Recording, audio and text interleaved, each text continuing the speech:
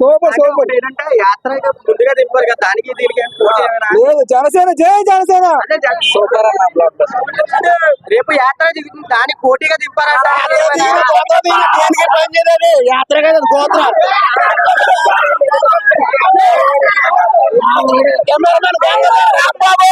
ఈ సినిమాని ఎందుకు దింపాలనుకుంటారు మీరు? అన్న జనం మారాలంటే సినిమా పరంగానే మారుతారన్న. మాటలు చెప్తుంటే ఎవరు ఇంట్లో సినిమా పరంగా అందరిని ఎడ్యుకేట్ చేద్దామని దింపారన్న.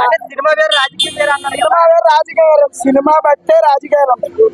సినిమాలో చూపించిన దాన్ని బట్టి జనం బాగా ఎఫెక్ట్ అవుతారు. మామూలుగా చెప్తుంటే ఎవరు మాట్లాడతారు. అంటే యాత్ర తర్వాత కూడా తీసుకోవచ్చు కదా, అసలు ముందే యాత్ర టూ ముందే, యాత్ర టూలో కాబట్టి యాత్ర టూ ముందే వాళ్ళ అన్యాయాలు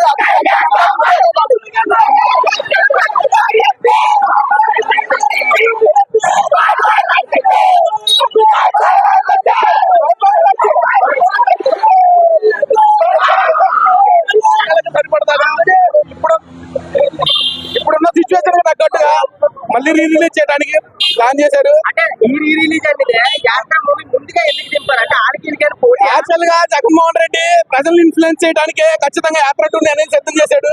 దాన్ని ఖచ్చితంగా పురస్కరించడం ప్రారంభం కాదు.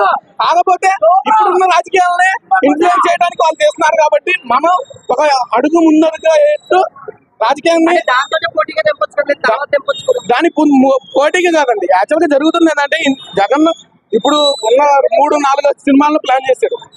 జగన్ ఇన్ఫ్లుయెన్స్ చేయడానికే ప్లాన్ చేశాడు. దాన్ని ప్రతిఘటించడానికి మన పవన్ కళ్యాణ్ గారు తన ఆలోచనల్ని ముందుగానే ప్రజలకే సిద్ధం చేస్తుంది.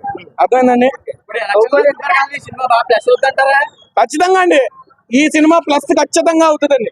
అంటే చాలా వరకు ఎవరు థియేటర్ అయినా ఏంటైనా జనాలు మాత్రం పవన్ కళ్యాణ్ నమ్ముకున్నారండి. అర్థమైందా?